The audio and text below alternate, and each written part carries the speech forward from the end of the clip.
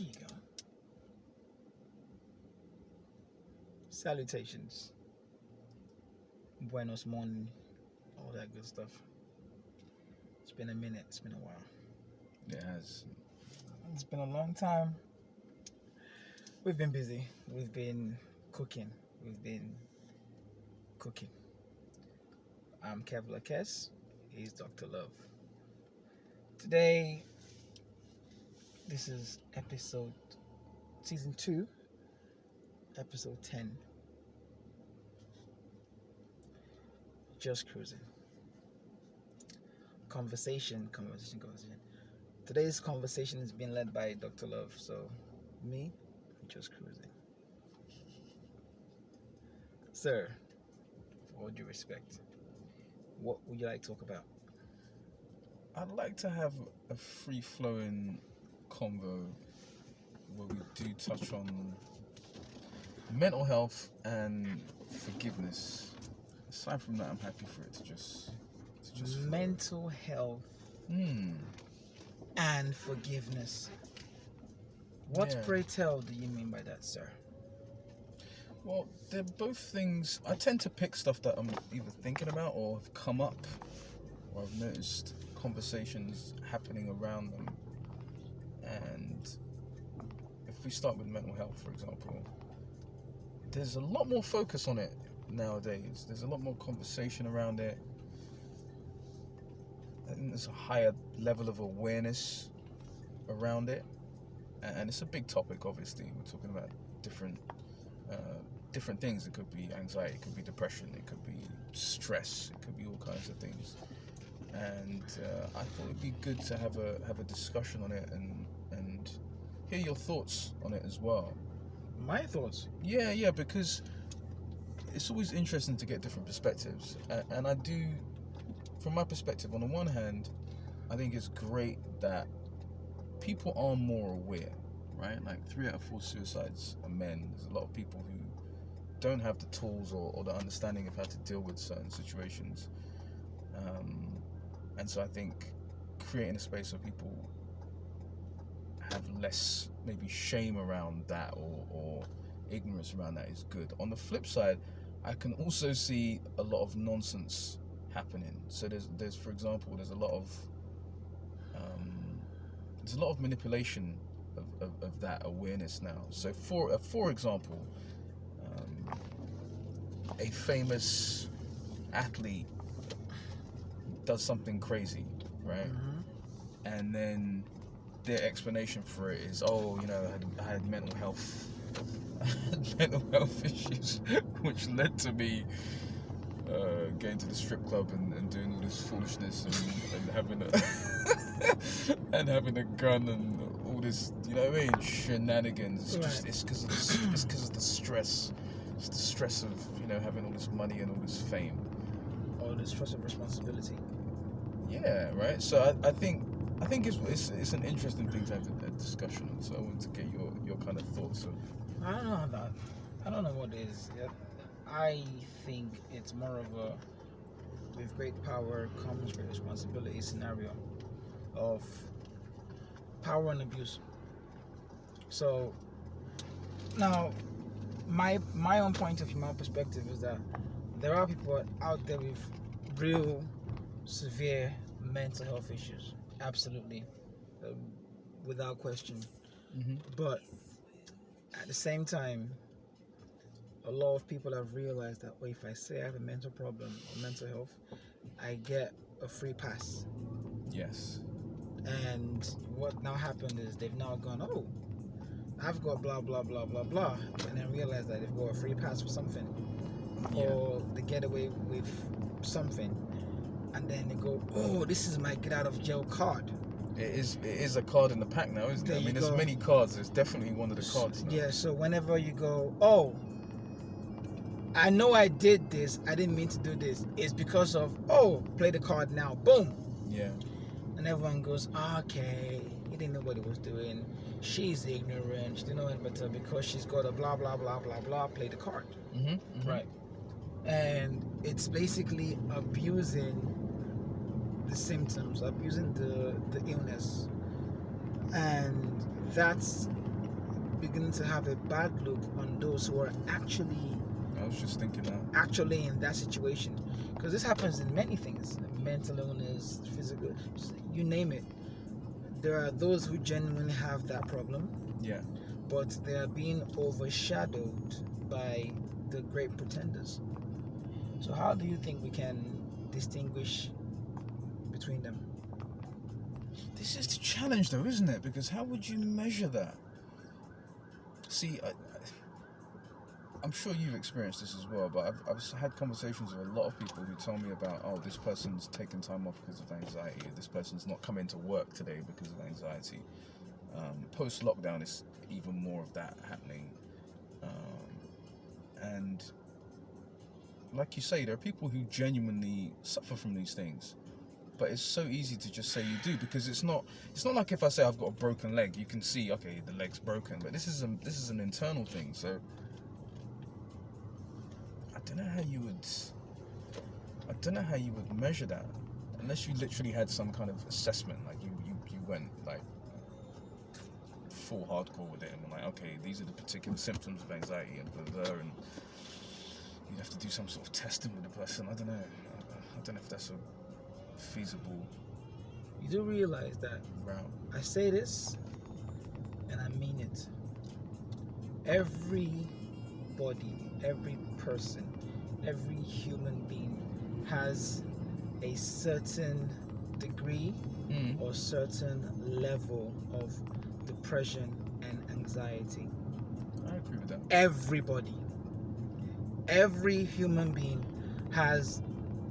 we have our own certain level of depression and anxiety. But here's what's interesting about those two things is like the monster you feed and the monster you starve. The animal you feed will grow. The animal you starve will die. The animal that you give attention to will grow. The plant you give attention to will grow. The plant that you ignore will die. Everything feeds on energy. Sure. I agree with that. Sorry, go ahead. Finish your thought. No, I was just gonna say, speaking from my own experience, because I used to have pretty bad anxiety. The danger with it is you can feed it with avoidance. So let's say, for example, someone gets anxious if they're in a space where there's a lot of people. It becomes too much. They have panic attacks or whatever else is happening. If they then attempt to deal with that by avoiding those situations, what happens is the anxiety gets stronger. Bigger and stronger. And then the spaces they can go into will over time become smaller and smaller and smaller. And it stops being, oh, I can't go to like a concert. Now it's like going to the shop now is going to be difficult, because anywhere where there's more than, one or two people, I'm going to be overwhelmed. So yeah, I agree with that 100%. And actually, if you look at a lot of the treatment protocols, a lot of them are based around exposure. It's based around putting yourself in those spaces that are uncomfortable, but in a way which is, measured. You kind of work out a scale, like what's the scariest thing? Okay, what's the least scary? We'll do that, and then we'll gradually work up until we get to the point where we learn how to be comfortable in those spaces. So I agree with you. It's the same with everything, like narcissism, psychopathy, Machiavellianism. I think everyone's got some amount of that within them, and there's different levels and different people. Yeah, I think everyone needs to have some amount of that in themselves. Everyone needs a challenge. You need a challenge. You need your demons to battle. Yes. You cannot not have your demons. So true. Because challenge is what's there's gonna be no growth, right? So let me pretend I don't have any clue what anxiety is. What would you say are the signs, symptoms, or traits of anxiety? What would you say that? Because I hear this a lot. Anxiety of all kinds and everything. But if you can give me something to work with, then I can go, oh, so this is what I felt like when I was blah blah blah blah blah blah blah. Right. This is how I dealt with it. Does that make sense? Mm-hmm. So would you I'll explain to you why I said that in a minute. I think I know where you're going. Would you with this. kindly say to me, like or to the audience, express some elements of it, maybe? yes, please. What anxiety is, what anxiety feels like. I'm no expert. I can only speak from my own knowledge and my own experience. The way I would describe anxiety is physically the symptoms are a kind of physically the symptoms I would compare to excitement, in the sense that there's a sense of adrenaline, so your heart rate will be elevated. Excitement. Sorry, what do you mean by excitement? I mean the physiological experience of being excited. So your heart rate will be elevated. Your body's in I guess a fight or flight response. But I think the key difference between excitement and anxiety is, with anxiety there's this really strange sense of like something bad's gonna happen, and it's hard to put into words because it's not a rational thing and you can't pinpoint a reason for it. And I think that's one of the reasons why it's so terrifying for people, because let's say, for example, you see a lion, right? You're gonna feel fear, but it's a very clear, direct threat, like, oh, there's a lion, it might eat me, hence I feel this. But with anxiety, it's different. It's just like this feeling of dread. It's this feeling of dread, like something bad's gonna happen at any moment, and it can come with a sense of paranoia as well, where you think something's happening, or you think these people are looking at you a certain way, or they're saying a certain thing, and yeah, there's an internal dialogue there which is not positive, and which is really difficult to control, I would say. And I think all of those symptoms kind of feed off of each other. So as that arousal, that energetic arousal is happening, of just like, this is too much, the dialogue in your head is ramping up, and then they kind of feed off each other, and it can spiral to the point where people have panic attacks and all kinds of stuff. No clue what are you talking about. Here's why. I heard two words. There are two words you use all the time. No clue what you're talking about. Honestly, I'm dead serious. It's all good. I'll tell you why. Because I heard excitement and arousal. Now, from my own training, my own experiences, I only know excitement and arousal as a good thing. I get that. So when one says excitement, I try to give you a comparison. I know what you mean. I'm saying, from Kes' point of view, I try to see where you're coming from. I'm trying to go, okay, so it's excited bad, it's arousal bad, as in aroused, but mentally aroused in a bad way, mentally agitated. Right, okay, no problem. Here's where it gets interesting. That's anxiety. So from my point of view, my perspective, from my worldview, it's anxiety versus priority. So if I'm in a certain environment and I've got the flutters, my heart's in the place, and no one can see what's happening, I don't know, things are not getting my way, I go into myself and I go, what's my priority here? So does my priority supersede how I feel? I see where you're going with that. My mission here, is it bigger than how I feel? Or is my feeling for that place bigger than my mission? Which is more important, how I feel or what needs to be done? I say this from my own point of view, my own perspective of the way I do things is I do what needs to be done, regardless of how I feel. But that's my worldview. That's how I operate. Kevlar Kes, King Kes, me. That's how I operate. I operate based on, okay, what's priority? Priorities, values, Priorities, such, over values, feelings. what needs to be done. I do what needs to be done. I can feel like that tomorrow later. But until the work is done, I've become very robotic. Interesting. Because, again, my priority is this is got to be done. Whether I like it or not, whether I want to or not, this needs to be done.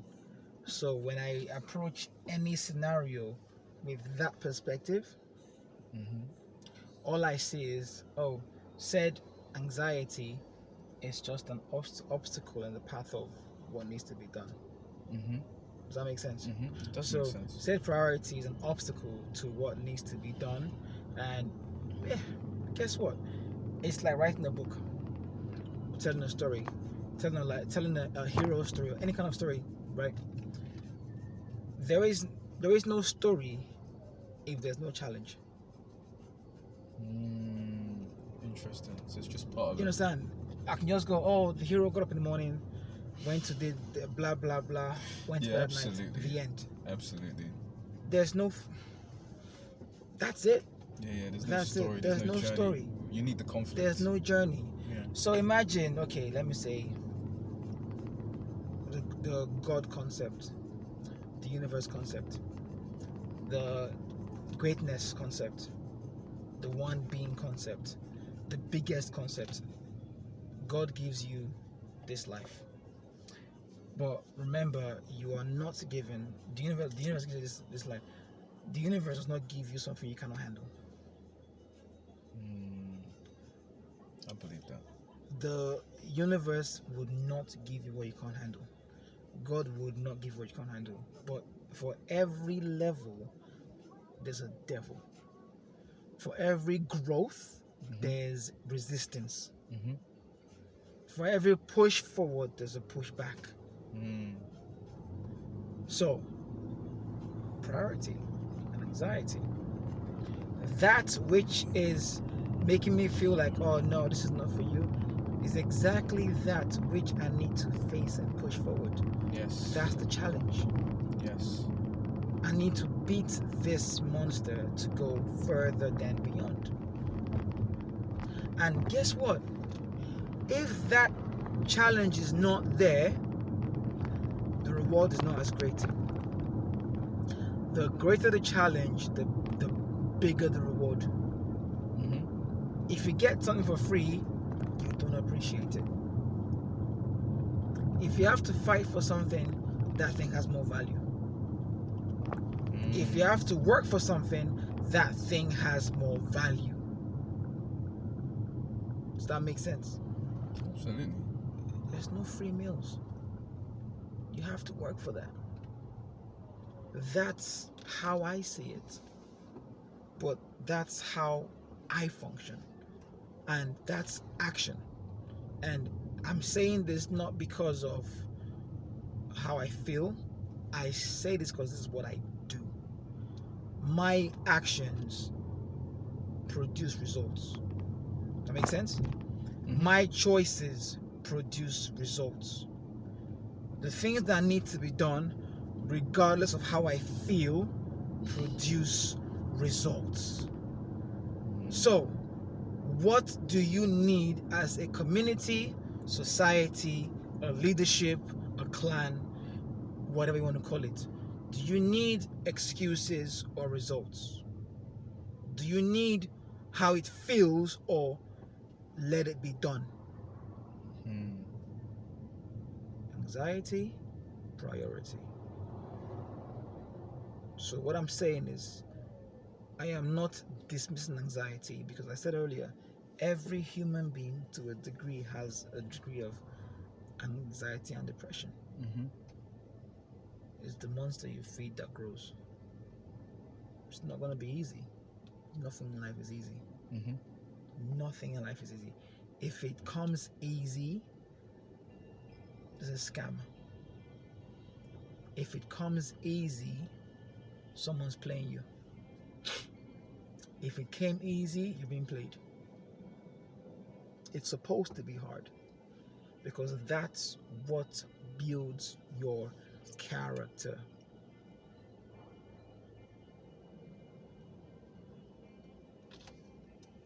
talk about mental health, we don't often talk about mental fitness.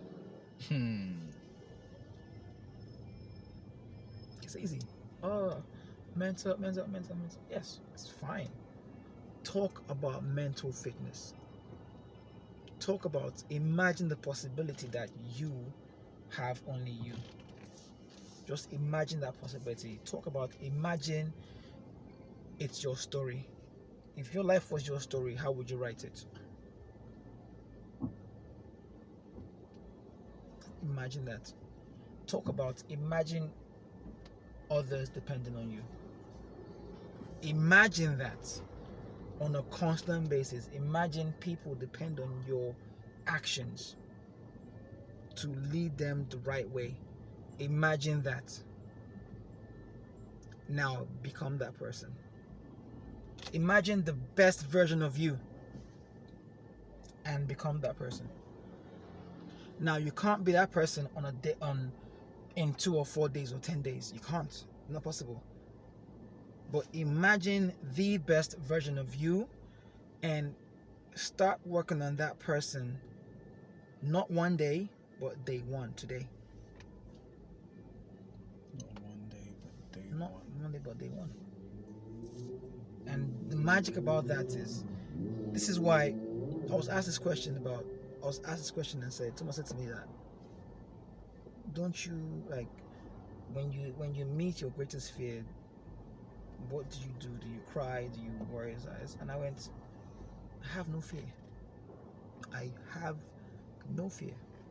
Nothing scares me. I've seen it. I've done it. I've been it.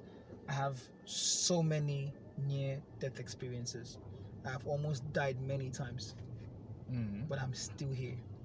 There's a reason for that. I'm here for something.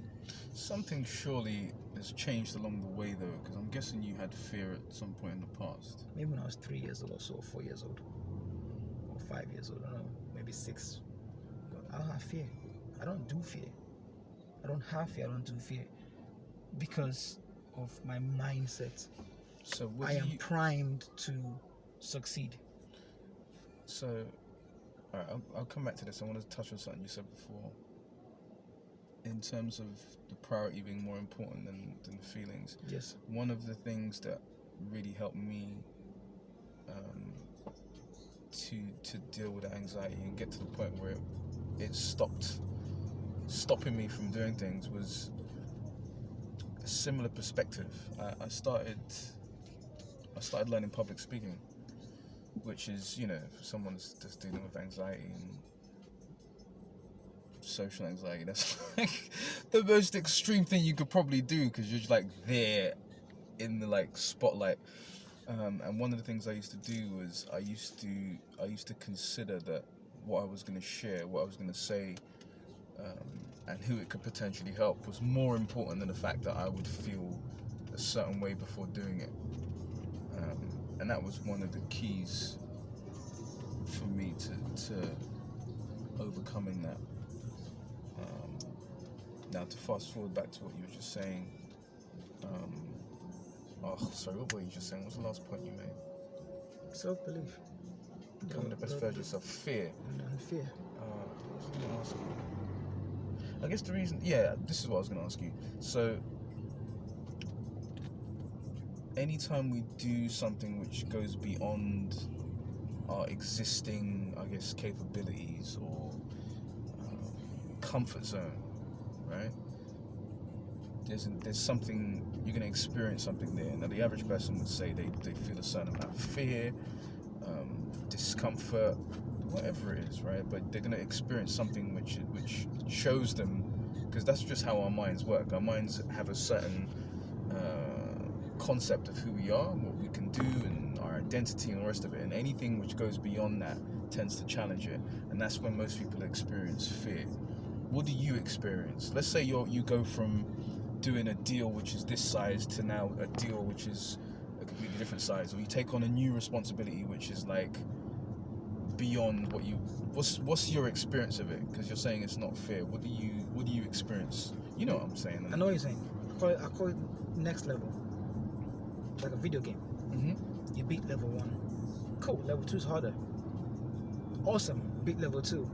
Level 3 is harder. God damn it. You beat level 3. It gets harder. Level 4 is harder. 5. Now, guess what? When you get to level 17 and you go back to level 1 is so easy. You like, what made me panic in level 1 before? But if you're stuck in level 1, level 2 is going to be the hardest thing in the world.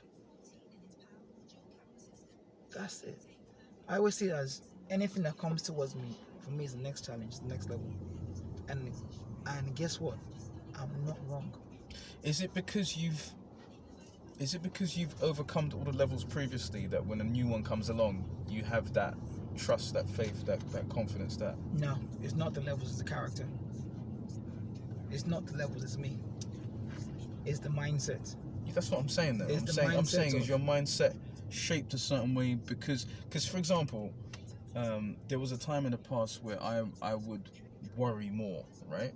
But based on my life experience, I have that trust in myself and my trust in life, God, whatever anyone wants to kind of label it as. I have my trust that things are going to be okay and things will work out for me. So even if there's an uncertainty where I can't see, for example, what the solution is going to be or how I'm going to do it, I always know I will. And I didn't used to have that before.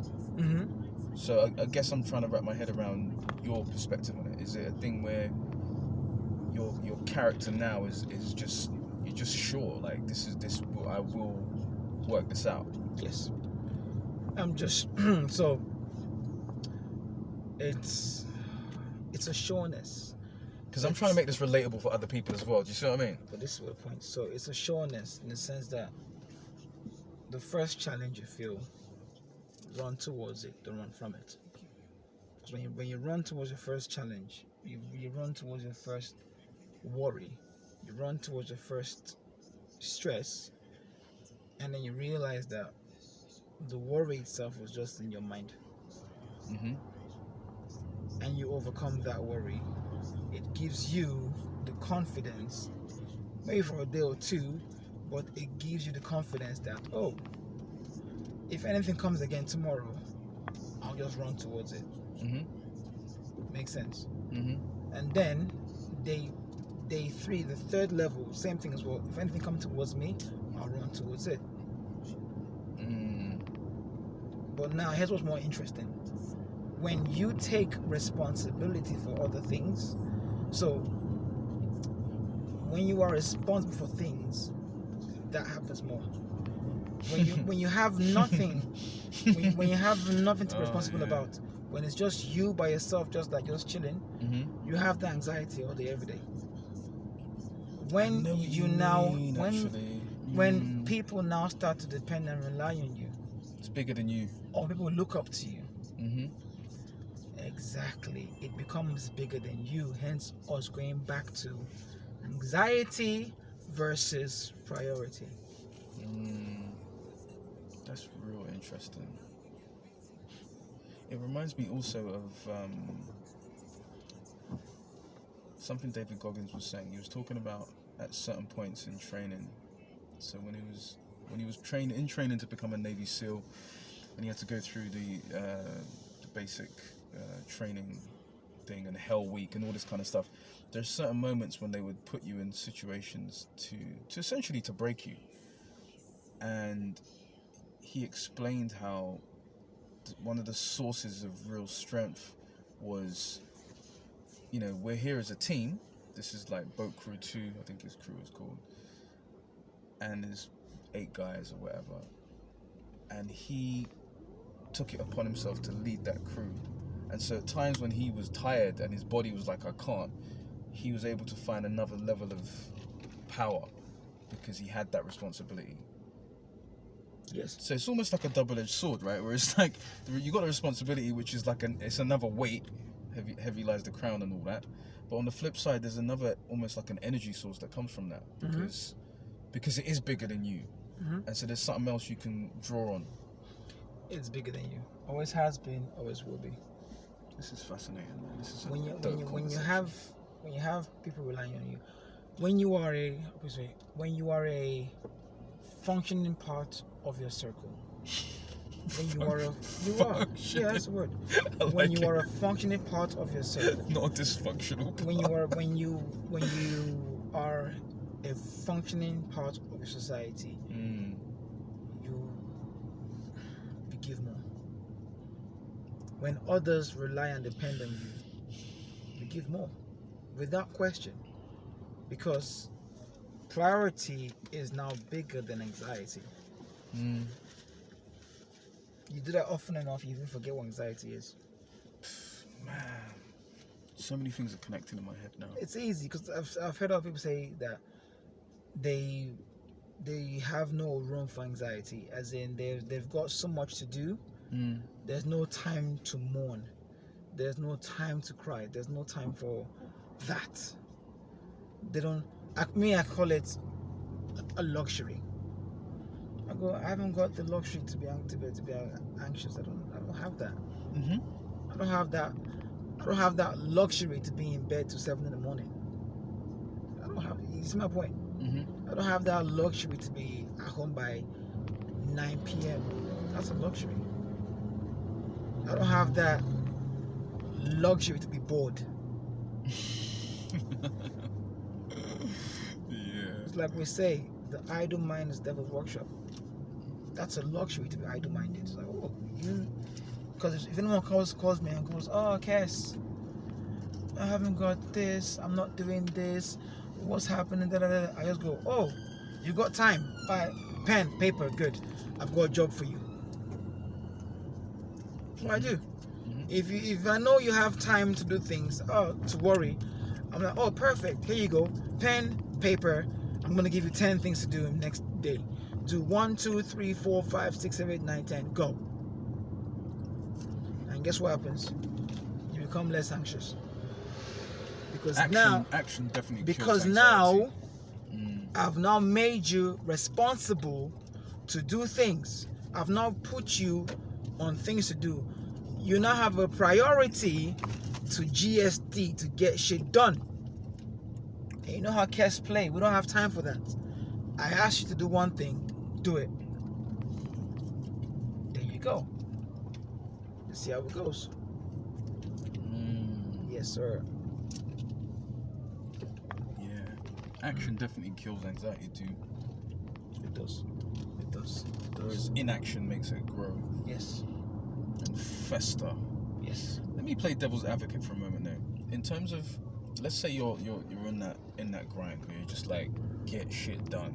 Yeah. And one of the things that came to my mind while you were talking was how many of us we've had, families, parents who didn't have the luxury of like kids nowadays, to sort of to be depressed and whatever, because they had to feed their family, they had to do this, they had to work, they had to do all of this stuff, and I'm sure a lot of them would have been experiencing all kinds of mental health issues, but they prioritized what they needed to do. Yes. That was one of the connections that popped into my head. I was like, man, there's so many people right now that are working 70-hour weeks because they got to send money to their family abroad and do all these kind of things.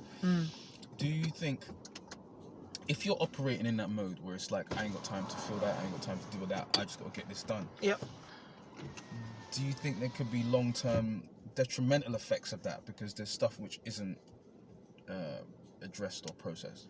Absolutely.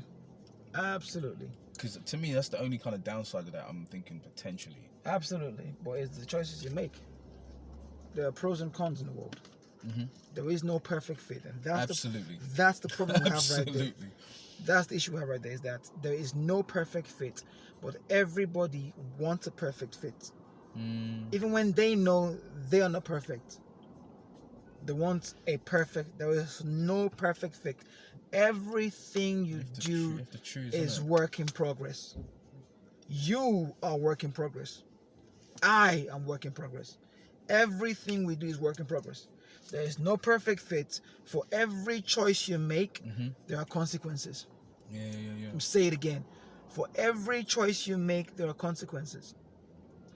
Every one of your life decisions has consequences. There's no perfect fit. It's just, hold up, I chose this path. These are the pros and cons. T's and C's and pros and cons. You either run with that path or you choose another path. Mhm. The next path you choose, guess what? Pros and cons, Yeah, T's and yeah. C's. That's my life lesson. It's as simple as that. Yeah, It's as absolutely. simple as that. T's and C's, pros and cons. That's it. Mm. No matter how you got to live with those. but that's my T's and point though. C's. No matter how you like it, no matter how you feel about it, There's no perfect balance. I don't give a rat's ass about what you think or feel. Pros and cons. You're going to take it or choose something else. And guess what? Your next choice too has pros and cons. That's what you get. Bars. All right, we're back in a minute. I'm going to go and buy some food.